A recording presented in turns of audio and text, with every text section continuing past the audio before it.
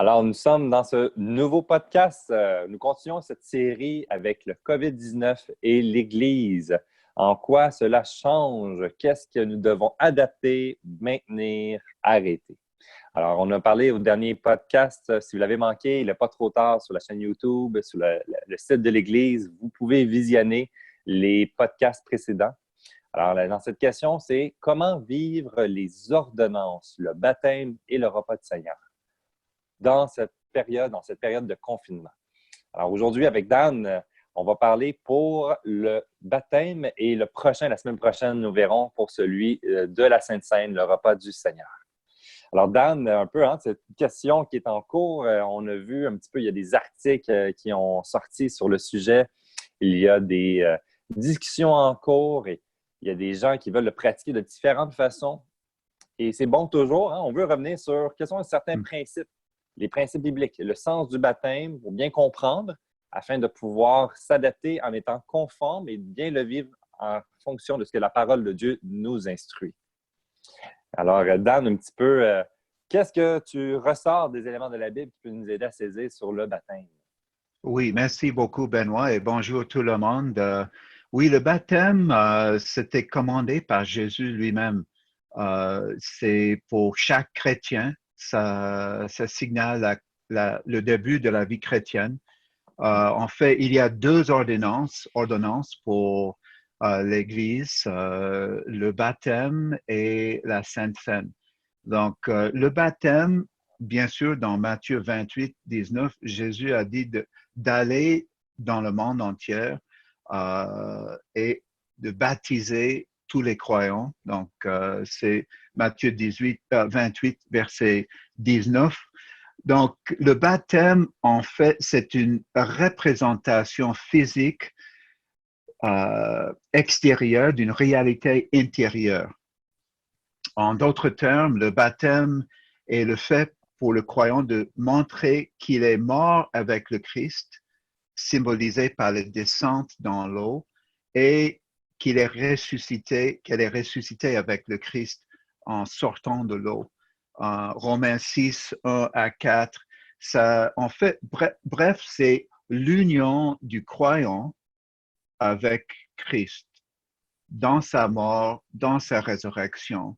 Donc, c'est un témoignage envers les autres croyants que moi, je suis converti, j'ai tourné de mes péchés, je veux vivre pour le Seigneur, je l'accepte comme mon sauveur, mon Seigneur, qu'il a été crucifié, ressuscité pour moi. Ce qu'il a fait sur la croix est appliqué dans ma vie afin que je suis mort au péché, je suis ressuscité afin de vivre une nouvelle vie par la puissance du Seigneur dans ma vie à travers son esprit. Donc, le baptême, c'est un symbole, un événement qui exprime une réalité qui a déjà lieu dans le cœur, dans la vie intérieure du croyant. C'est excellent.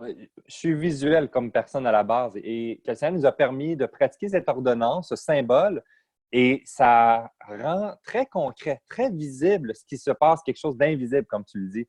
Et le concept de l'eau, on le voit à quel point c'est important dans l'histoire, autant, pas seulement à travers les baptêmes, mais auparavant même, puis dans les autres cultures, les autres nations, cette idée de eau qui purifie, qui nettoie.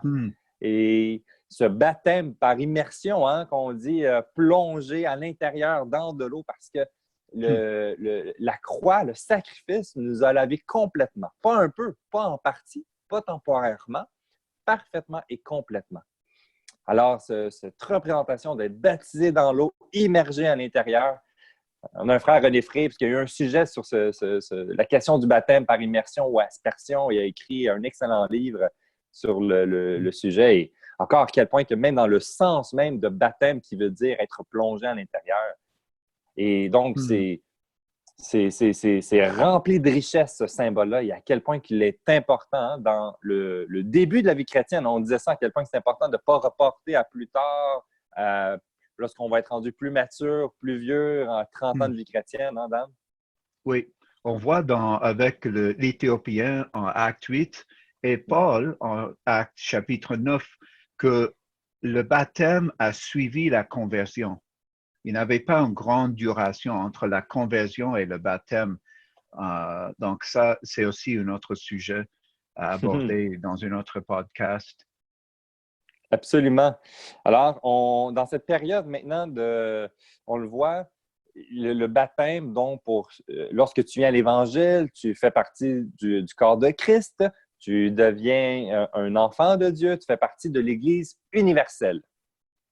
Et les enfants de l'Église universelle sont appelés à se réunir ensemble de façon géographique à travers une Église locale.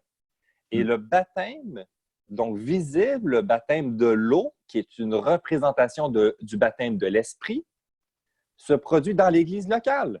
On célèbre la venue de ce nouvel enfant dans le corps de Christ. Et là, on ne peut pas être ensemble.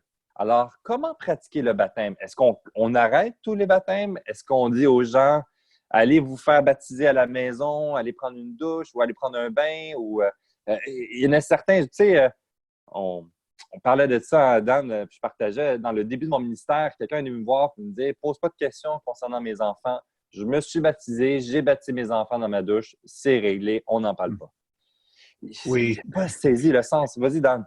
Oui, en fait, le baptême, c'est pas un projet DIY, do it yourself. Donc, c'est quelque chose qui doit être, on a besoin d'un pasteur ou quelqu'un de leadership dans l'Église pour être là.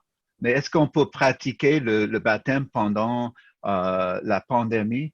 Oui, je pense oui, Ben. Bref, le baptême peut-il avoir lieu pendant la pandémie? Oui, même si cela signifie par le biais de médias virtuels lorsqu'un pasteur baptise un croyant. Donc, je pense, Nick, toi, moi, on peut aller baptiser quelqu'un chez eux, peut-être en portant un masque, mais en baptisant le nouveau converti, en utilisant une vidéo pour diffuser ça dans l'Église Emmanuel, ou éventuellement dans le cadre des rassemblements en petits groupes, on peut le faire en respectant les protocoles de distance sociale. Donc ça, c'est ma réponse. Et on le faisait déjà aussi dans des situations bien particulières. On a vu dans des Écritures, tu l'as nommé avec Paul, avec Philippe et l'Éthiopien, des exemples bien uniques et particuliers. Il y a quelques années, j'ai baptisé quelqu'un dans une piscine. Elle avait un problème, une blessure qui l'empêchait d'être couchée puis de se relever. Impossible d'aller dans le baptistère. On a pensé louer un équipement pour l'aider, mais ça ne fonctionnait pas. Alors, on a monté une petite équipe. On est allé chez un membre de notre église à l'époque et on l'a baptisé dans une piscine creusée, tout simplement. On l'a enregistré, on l'a filmé, puis on l'a diffusé dans l'église. Et c'était tellement une occasion de se réjouir. Et c'est un peu ce qu'on vit aujourd'hui. Oui, exactement. C'est pas important l'eau, si c'est un lac, c'est dans une rivière, c'est le baptême à l'église. C'est pas important. C'est l'acte de baptême et que ça soit partagé avec les autres croyants dans l'Église. Absolument. Alors, pour répondre à cette question, donc, dans le contexte de confinement, nous voulons respecter naturellement les règles établies par l'État. Donc, si nous ne pouvons pas nous rassembler, il ne peut pas y avoir de rassemblement, de communion en soi, on doit attendre. Mais lorsqu'il est possible de se rassembler quelques personnes, des petits groupes, mais que l'Église ne peut pas encore, mais on peut prendre cette période et d'avoir un ancien qui va venir avec des membres de l'Église, quelques personnes qui vont être présents, et on va filmer ce baptême, on va baptiser et le diffuser pour célébrer, pour démontrer publiquement que cette personne a pris, elle est devenue un enfant de Dieu, elle a été sauvée par la grâce. Alors, on utilise la technologie qu'on a aujourd'hui, on se conforme aux réglementations, on s'adapte. Ce n'est pas le modèle parfait, ce n'est pas le modèle idéal. Idéalement, c'est d'être en communion ensemble dans l'Église locale, mais dans un contexte bien particulier, on peut s'adapter. Alors, ça fait la vue d'ensemble. Je pense qu'on a fait le tour. On résume cette question. C'est bon que tu as posé. On peut développer plus sur le sens du baptême, c'est quand qu'on peut se faire baptiser exactement, combien de temps qu'on doit être prêt, de l'étude ou pas d'étude. Prochain podcast, on en parlera plus tard. La prochaine fois, la semaine prochaine, nous allons parler de la deuxième ordonnance qui est le repas de Seigneur. Pouvons-nous le pratiquer et comment le faire et s'adapter dans le contexte d'aujourd'hui? Alors, ça fait le tour. Merci, Dan, pour ce temps. Merci beaucoup, Ben.